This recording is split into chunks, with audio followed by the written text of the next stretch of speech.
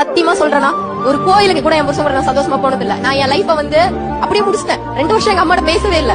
ஏன்னா போன் கூட இல்ல 5 வருஷமா. இப்ப எனக்கு 28 முடியுது. என்னோட மெச்சூரிட்டி எப்படி இருக்குன்னா, கோமால இருந்துட்டு வந்துட்டாங்கன்னா அவங்களுக்கு லைஃப் மறுபடியும் ரீசைக்கிள் ஆகிறது 5 வருஷம் மறைஞ்சு போயிருக்கும். அப்படிதான் இருக்கு.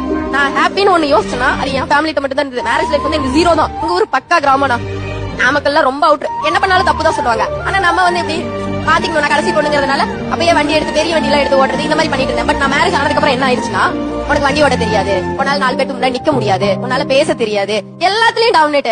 எனக்கு நான் நல்லா சமைப்பேனா, ஒரு 100 பேருக்கு சமைக்க சொன்னா கூட மாமா கடை வச்சிருந்தாங்க, நான் நல்லாவே சமைப்பேன். சமைக்கவே தெரியாதுங்கிறதுல எனக்கு சமைக்கிறது கூட மறந்து போச்சு. இப்பெல்லாம் ஏன்னா இருக்காங்க யாருக்கு கொடுக்கறது இல்ல. அது பிறப்புலயே அவங்களுக்கு இருக்கக்கூடிய பிறப்பு உரிமை. ஒரு பெண்ணை உடைக்கிறதுக்கு அந்த பெண்ணை அடிக்கணும்னு அவசியம் இல்லை. இந்த மாதிரி வார்த்தைகளை அப்பப்ப சொல்லிக்கிட்டே இருந்தாலே போதும். உன்னால எதுவும் முடியாது, உனக்கு எதுவும் தெரியாது, எந்த ஒரு வேலையும் உருப்படியா செல்ல நீ லாய்க்கு இல்ல, இந்த மாதிரியான வார்த்தைகள் ஒரு பெண்ணோட கான்பிடன்ஸை உடைச்சிக்கிட்டே